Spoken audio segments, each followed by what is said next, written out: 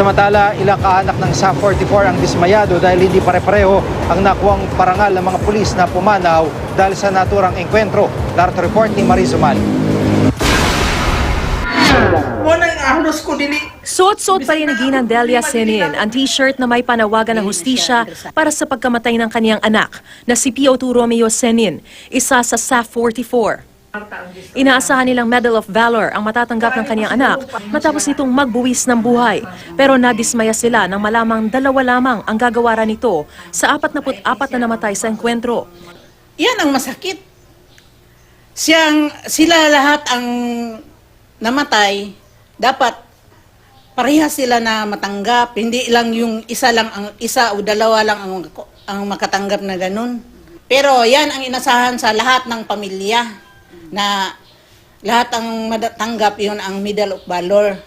Ganito rin ang hinaing ng ama ni PO2 Cham Agabon. Siguro hindi na ako. Ayaw mo na? Ayaw ko na. Unfair ang ginawa nila. Kasi dapat may mga award rin makuha nila doon sa pangyari. Patay sila eh. Bakit selected lang ginawa nila na yung award na ibigay?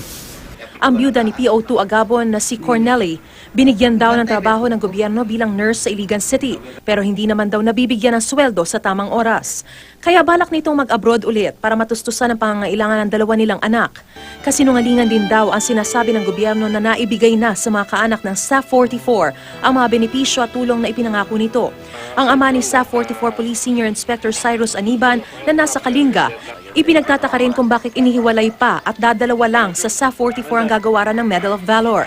Ginunita nila ang unang anibersaryo ng pagkamatay ni Cyrus noong Biyernes para makadalo sa National Commemoration ngayong araw sa Camp Crame. Ang pamilya naman ni PO2 Omar Nacionales sa Marcos, Ilocos Norte, masama pa rin ang loob dahil sa kawalan umano ng hustisya.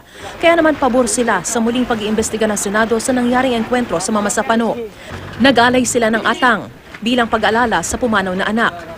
Sa Kapitolyo ng Ilocos Norte sa Lawag City inilagay ang mga larawan ng SAF-44. May mga watawat at bulaklak din para sa paggunita sa kanilang kabayanihan. Sangayon din ang mga kaanak ni PO3 Jedsin Asjali sa pagbubukas muli ng investigasyon sa Senado. Ginunita nila kahapon ang unang anibersaryo ng pagkamatay ng anak. Nag-alay ng dasal at mga kandila. Natanggap na rin daw nila ang alok na pabahay ng gobyerno.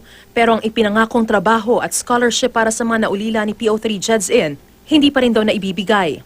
Nanindigan naman ng gobyerno na patuloy ang pagbibigay nila ng suporta sa mga kaanak ng nasawing SAF. Nasa 188 milyong piso na raw ang halaga ng tulong na naibigay nila. Sa Miyerkules, 2 araw matapos ang unang anibersaryo ng madugong engkwentro, muling bubuksan ng Senado ang investigasyon kaugnay nito. Mariz Umali, GMA News.